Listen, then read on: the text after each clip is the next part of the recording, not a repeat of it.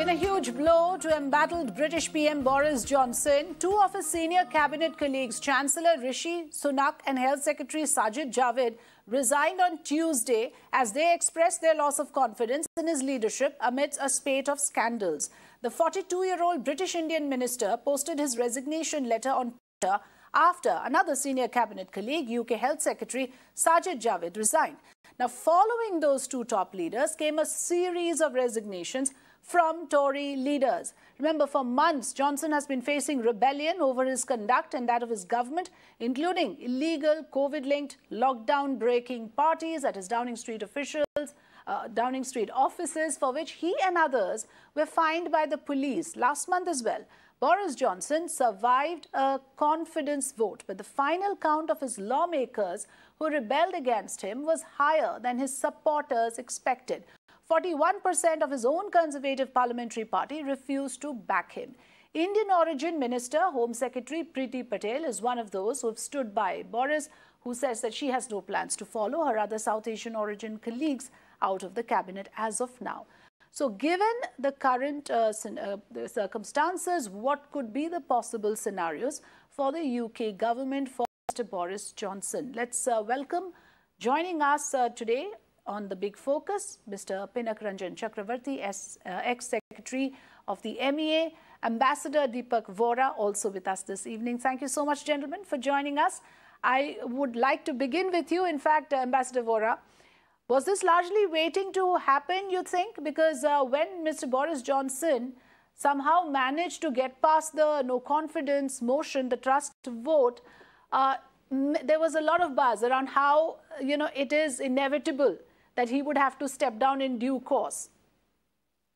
Much, ma'am. Always a pleasure to be with you, to learn from you on Mirror Now. And of course, you have my distinguished colleague, Ambassador Pinak, whose knowledge is a million times more than mine. He understands the world much better than any of us in the Foreign Service. The picture behind me is of Bojo. Yes, I can see that. You can see that, right.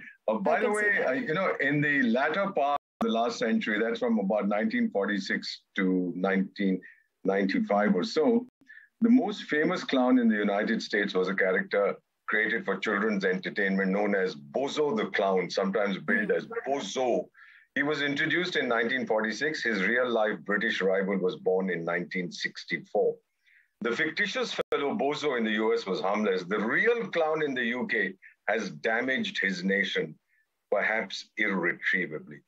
A cynical journalist has written that he never got his full clowning license due to his inability to juggle multiple items at once. By the way, there used to be a famous picture of this character calling on the French president in the Élysée Palace, and Shri Bojo was sitting with his leg draped over the table. British manners, happy birthday. What is happening now? Unemployment is growing, inflation has broken through the roof, the economy is in a tailspin, the virus is rampaging through the country. Brexit has been a stupid self-goal. Britain's international influence is lower than Somalia's. Bojo has appointed himself the commander-in-chief of another comic, Volozello in Ukraine, his army, who is receiving outdated UK weapons for which his successors will pay. Ma'am, there is no doubt in anybody's mind that this clown must now go. He's hung on for too long. He was the Teflon prime minister, didn't allow things to stick to him. But to violate your own country's law while lecturing to countries like India on rule of law and probity and what have you, makes no sense. There are only two or three kinds of government in the world. One is what I would refer to as democracy, which the so-called Western countries claim to have invented. The other is autocracy, which they accuse the developing world of having perfected. But the most important, which we are seeing in Britain, is hypocrisy. Bojo. Interesting how you put it, Ambassador Vohra. Such a pleasure listening to you. I like the way you put it, how, he has busted the British manners. I found that sentence extremely interesting, and many of us has witnessed some of that. Mr. Chakravarty, if I can come to you, do you agree, firstly, that, it's not about Mr. Boris Johnson appointing Chris Pinch and apologizing for that appointment? That is just a trigger. There's much more to the story of how we've come to this juncture. First of all, I must tell you and confess very openly that I shall not be able to come anywhere near my inimitable colleague, Ambassador Vohra. It's a mutual admiration club today on my program. Go ahead, sir. Well, we are all friends, so I think it's okay. No, but getting to your point about the Pincher incident, which apparently he knew that this guy was a groper in nightclubs and things like that, and yet he appointed him, and then people complained, things like that. So anyway, that was probably at the end of a long list of such, boo-boos that Bojo has been doing. And I think he's in a very bad pickle. I think a pickle in which there is a lot of, I think, oil and masala. And then...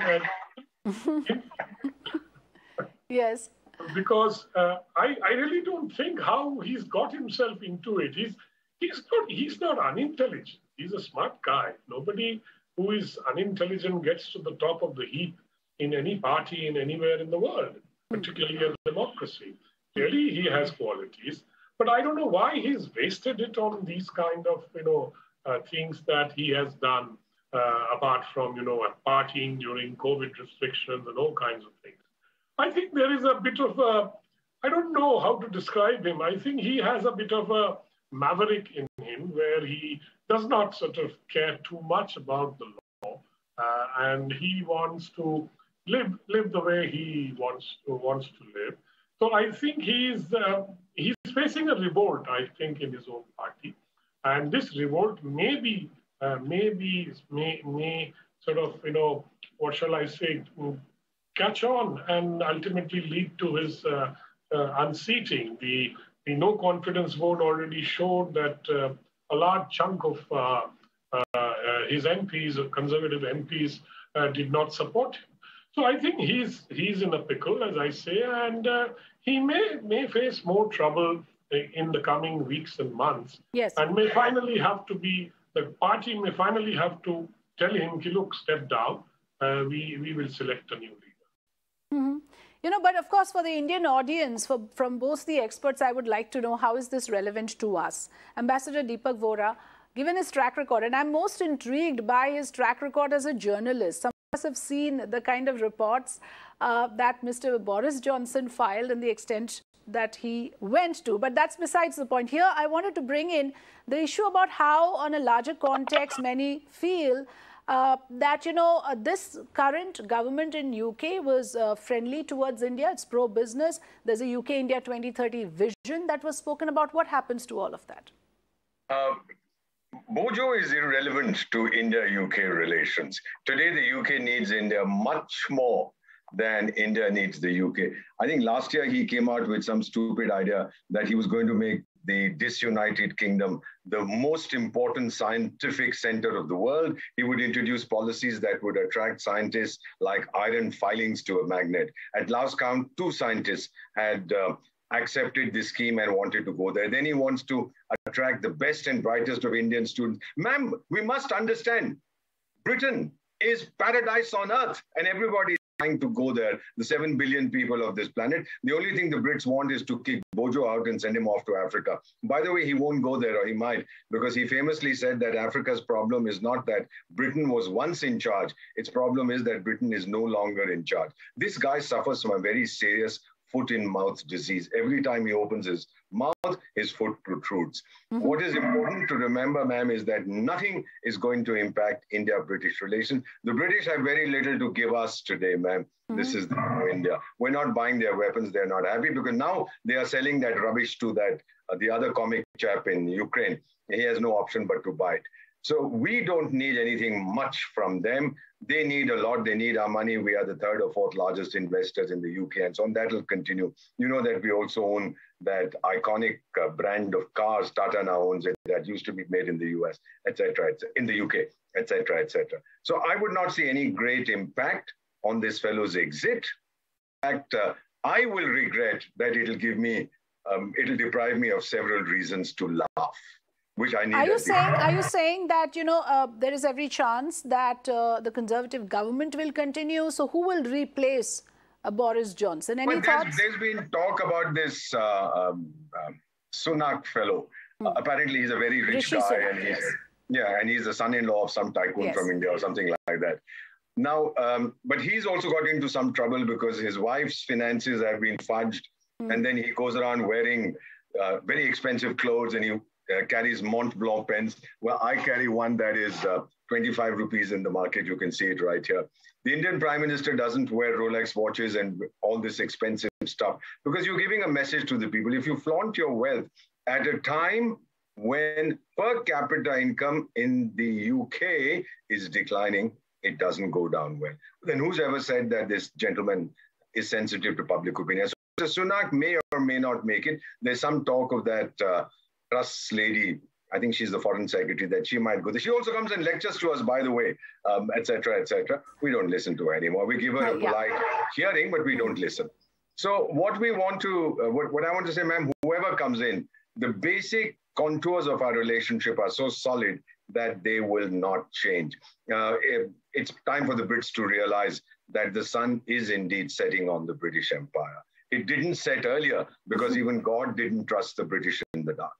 Wow, I really like the way, you are making this conversation so engaging for our viewers as well. Must be really, and especially the background, I must appreciate, the fact that, it just shows, the kind of spirit that you come with. I want to bring in Mr. Chakravarty into this conversation around whether there is a chance that Boris Johnson would resign and whether there is a chance of a mid-term polls as well. Well, I think mid-term polls are generally avoided, and at this time, particularly because the two by-polls that were conducted, the Conservatives lost. So I think they will be a little wary of polls at the moment. They'll probably want to, give a large gap between now and the polls so that people tend to forget what happened.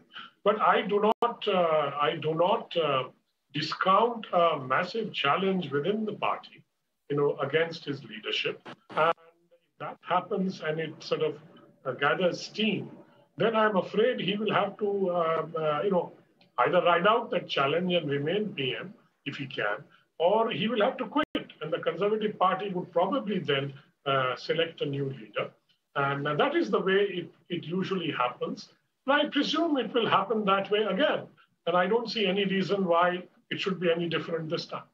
Which is why the question on if there is a change of dispensation and the Labour Party comes in, do you think the India-UK relations remain unaffected? Because I do understand there have been a lot of strong statements made by Labour leaders in the UK Parliament. They have brought up farmers' laws, they brought up CAA. A lot of issues that dominate the discourse in India resonate in the British Parliament, and the Labour Party has been up in arms against quite a few of those issues. Go ahead, Ambassador Pinak. No, I just wanted to say that the Labour Party has some very, what shall I say, people suffering from deep localitis, we call it, which is like, pandering to their constituency, who are either Pakistanis or Khalistanis, and so they tend to come up with this thing to please the constituency. Not that they are particularly interested or even understand what the problems are, but I think the Labour Party suffers from that a lot, and hence this is a problem for us because they unnecessarily muddy the waters. And we would, but it doesn't matter whoever comes to power. India will deal with another fellow democracy if a democratic leader will be elected. But as my colleague Ambassador Vohra was saying, that when India and UK have certain things in place, in terms of structures in the relationship, and no prime minister can come and simply break it down. I mean, there is a momentum to the relationship. It's an old relationship. And there are many things that both countries need to do for mutual benefit.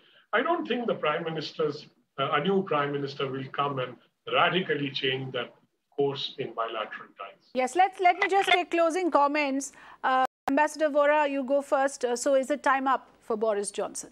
Oh, it seems it's totally time up. In fact, the country wants him to go. Don't come in the door of whatever, that Upping Street or Downing Street, whatever it is, the residence or the office of the Prime Minister. They said, go away. And finally, you referred to the Labour chaps, Ambassador Pinak did also.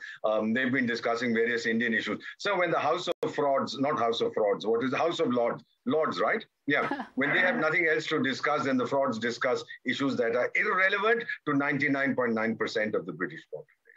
That is what Britain is reducing. Yes, Ambassador Pinak. Well, I have nothing further to add, but let's see what happens, because after all, UK things will be done democratically, that I believe. So whoever comes to power, if at all, or Boris Bojo clings to power, it's okay. India knows how to deal with fellow democracies, and I have no worries on that. Positive note. Thank you so much for joining us this evening, Pinak Chakravarty and Mr. Vohra, Ambassador Deepak Vohra. Thanks for joining us. Thank you for joining. Thank you for the permission, ma'am. Thank you. Enjoy. Let's take a short break. On the other side, Salman Khan's lawyer has received threats that are now being reported. We'll get you all the details in just a bit.